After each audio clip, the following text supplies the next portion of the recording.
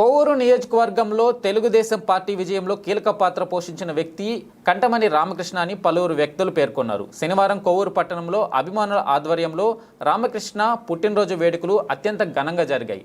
ప్రముఖులు పార్టీ శ్రేణుల సమక్షంలో భారీ కేకును కట్ చేశారు.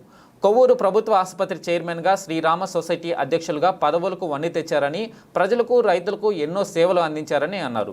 తెలుగుదేశం పార్టీలో చురుకైన పాత్ర పోషిస్తూ 2014లో జరిగిన ఎన్నికలలో పార్టీ విజయానికి రామకృష్ణ చేసిన కృషి అభినందనీయమని, 2019 సంవత్సరం నుంచి 2024 సంవత్సరం వరకు పార్టీ క్లిష్ట పరిస్థితుల్లో ఉన్నప్పుడు పార్టీని అంటిపెట్టుకుని ఉంటూ నాయకులను అభిమానులను కలుపుకొని తెలుగుదేశం పార్టీ ఆధ్వర్యంలో ఎన్నో పోరాటాలు చేసి ప్రజల పక్షాన నిలబడిన వ్యక్తి రామకృష్ణ అని అన్నారు.